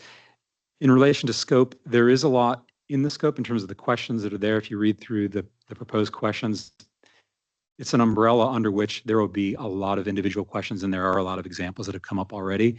The studies won't probably be able to answer all of those individual questions to the infinite level of detail. So the scoping will be an iterative exercise to a degree over the course of the year as people who are the resourcing help us identify and with your input, confirm what are the absolute priority questions that have to be answered and what are the ones that are maybe a once over lightly. So I would guess I would just wrap up by saying there is a lot in the scope and you might look at that and say, gosh, that's too ambitious, or you might look and say something's missing, but I think the umbrella is there and we'll just have to make smart use of our resources with that in-kind resourcing that Robert referred to. Thanks, Jim. Mayor Paula. Thank you. Just was, I think Jackie said something very earlier in the meeting. Just was wondering what the interconnection or collaboration between piece of work that NZTA involved in this, that UNISA have been doing around. I'm not sure all my colleagues, not those ones that are not on UNISA, may not be aware, but of course it's fairly and squarely in this whole area. Just to let you know that I chair UNISA and we have recently put the burner back under the port and the freight Upper North Island freight study that was done. I can't remember exactly how many years it was done, but it sort of needed a little bit of stoking, a little bit of reviewing to make sure how much is relevant, what's relevant, how it fits. Some really good transport work in there where it does a lot of gap analysis, which I found particularly useful, showed which parts of the network were already strong in respect to freight movement and which were the barriers or the pinch points, if you like. So it's not inconsistent. I think we should try to bring information together. I thought I sent somebody a copy. Yeah, I did send it to you after you asked me, right? I've seen it or mention of it, so I'm aware of it. We'll plug into that. We've got good connections at all the working group levels to people involved in that. So yeah, well, sometimes there's co-benefits, isn't there? Fixing a transport issue that solves one purpose, so it solves another purpose.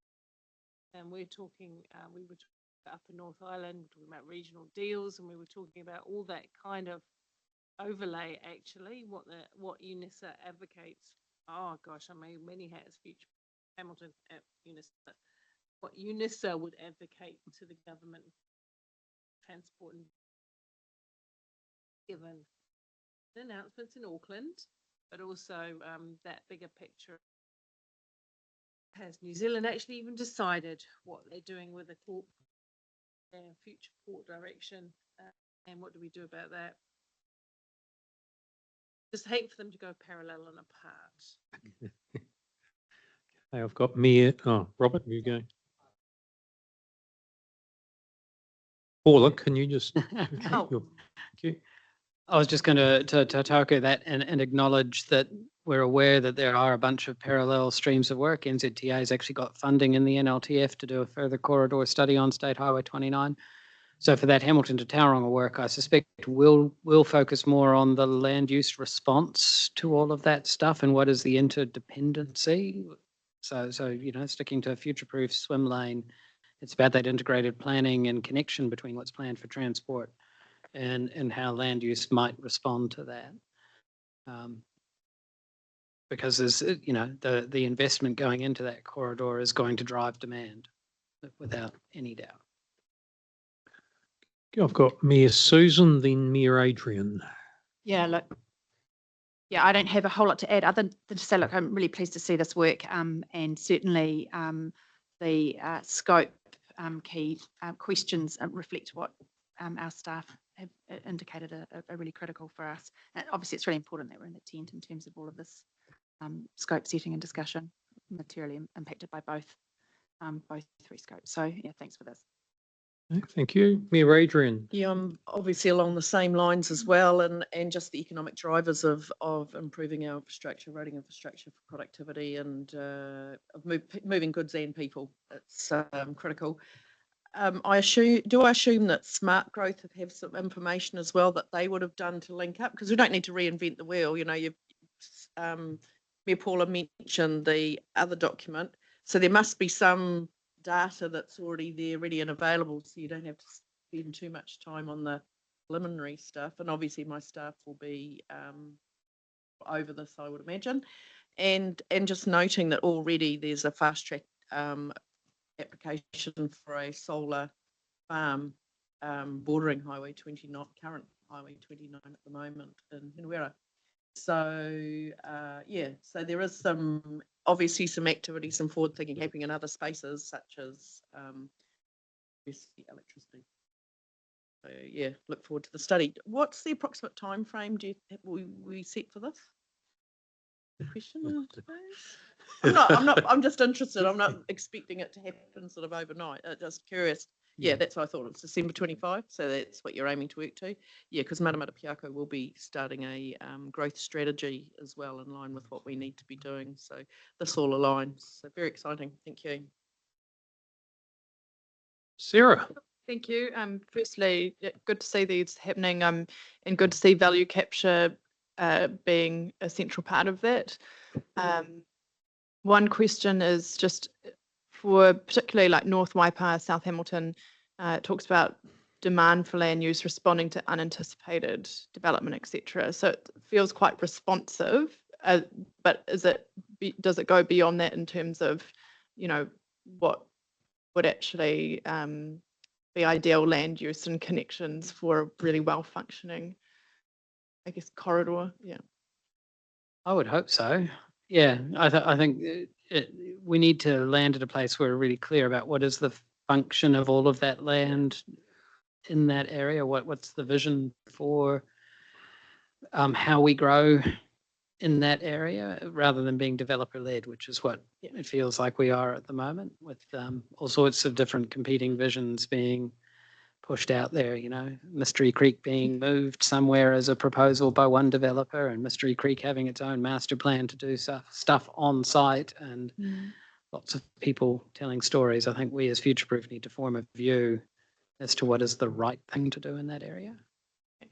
Thank you, and it's good. And the other thing is, in terms of productive soils, kind of lost track of exactly where everything is at with, but would we be looking at what's kind of the required minimum from government, or do we take a different view on that? Or are you even allowed to? Look, any spatial planning exercise starts with that kind of wahitoi to wahitoiora analysis. We will have to respond to the changes the government proposed in terms of the NPSs. Yeah. What that probably, reading the tea leaves, what that suggests to me is that there'll be a little bit more flexibility, and possibly class 3 land might be a little bit eased up in terms of your ability to develop it. It doesn't help. Doesn't help a lot of us. I mean, we have a bow wave of useful government guidance coming to us in February, something like is it 13 or 23? It's an enormous amount of pieces of regulatory change in terms of national policy statement and NES changes, all hitting us in one foul swoop in February or March for a very short engagement period. So we'll have to build that into our thinking and build the government directions in as they emerge.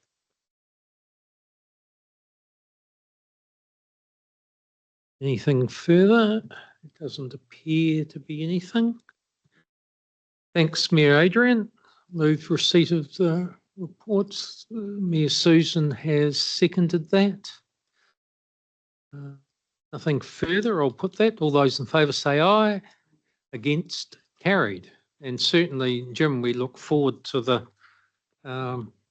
work when it comes back to the committee.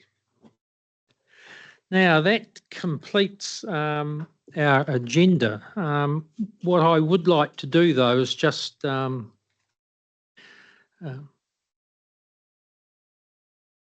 yet, no. I'd just like to wish everyone best wishes for the pending festive season and for 2025. And no doubt there'd be no exceptions in this room. I suspect that you're all looking forward to that break over the Christmas and New Year period. It certainly has been a year of significant government announcements and initiatives that individual partners and obviously the Future Proof Partnership as a collective have had to respond to. And Robert has just noted that's not going to end anytime soon in terms of for 2025. So I'd just like to thank those members around the table for your contribution in the last year, your considered input.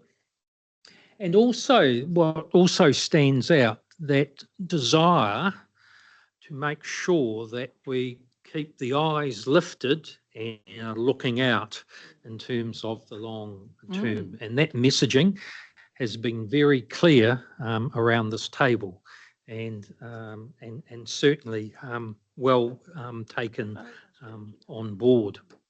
And I think as part of that, and it was a term used maybe in a meeting this morning I had, the melting of boundaries. And I think that's, not worried about a particular boundary, but looking at more in a holistic perspective. So I think that clarity has also been provided by the committee over this year. So I'd really like to thank you, governance, and certainly I've had quite a bit of dealing with mayors and regional chairs, and which has been good because there's been some great discussion and also some good guidance, which is also helpful in the independent chair role. I'd also like to acknowledge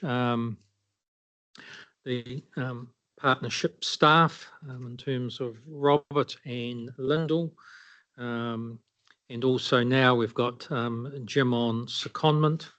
I think also the other partner staff, a number who are here today, but also who are involved in the future-proof arrangements. And certainly, as Robert and Jim have noted, the use, wherever possible, of partnership resources. So really great. Thank you for that involvement and commitment. And I'd also like to highlight in terms of our government colleagues and acknowledge the ease of engagement and also the provision of some key advice from time to time and your responsiveness to that, whether that's from Robert, Lyndall, or myself, and that's certainly appreciated. But that also highlights that we are all in this together, and it's part of that collegiality, it's part of that collective and collaborative approach to working through and addressing the issues that we need to do, not just as a sub-region, but in the wider region, and obviously with our colleagues to the north in Auckland and over to the east in the Western Bay of Plenty Tauranga area, and again also to the south. And I'd also acknowledge during the year, Shane Solomon has resigned from the committee, and also David Spears left us to go and become our chief executive over in Hauraki. And David had been involved for a number of years, and he was intimately involved also in the hearings processes for Future Proof. So lots of wise advice and contribution had been made to him, and certainly the welcome Andrew as the NZTA representative. And then just finally acknowledging Brooke and Dave, in addition to Robert and Lyndall, in terms of keeping the wheels moving in all the administrative and support processes. So thanks very much. Enjoy the break, and we will see you formally, I think, on the 21st of March. But given what's before us, there'll be a number of you who I will probably see either before Christmas or certainly not that long thereafter. So thank you. Here, Jackie. Thank you. Very nice. Ditto, I'm sure for everyone. Just going back, the traffic light spreadsheet was cut off. So I wouldn't mind, because some of the keywords are quite important when I saw them on the screen. So it'd be quite good to have that, and just, I guess, that clarity for the next time. And that, and just in, I know we're up here in the clouds, but I'm just down in the weeds for a second on that. And back to maps, because I love maps because they're so helpful. On that one on page 161, which is this North Waipa one, it's so, you can't read it. If I wouldn't mind it, because I think it's quite a helpful map. And thirdly, just for me, is the maps are really good and helpful, I think, for that visual of like the overall, but also I've got a note for that. They say the Hamilton Auckland corridor work, but there's other pieces of work in this area that we've got, and I don't know how we can overlay some of the other ones together, like in a kind of an overall summary map without, and I don't know if that's even helpful, but just there's lots of going on in the whole, but they're all kind of connected, and often just seeing that in one visual is, anyway, that's a thought for that. And fourth, just so that, I actually asked Caro, I can't remember how long our future-proof strategies, the years are for planning, and so I'd love to think that we kind of have a pie in the sky.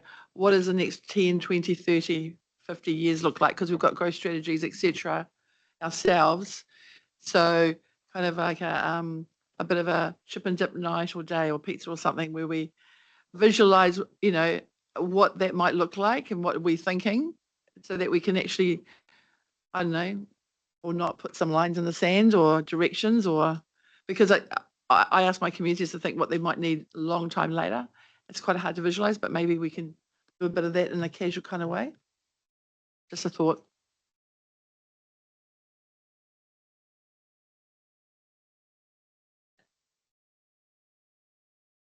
Okay, and just to know, Lyndall has emailed today's presentations to you already, so I'll be in the inbox waiting.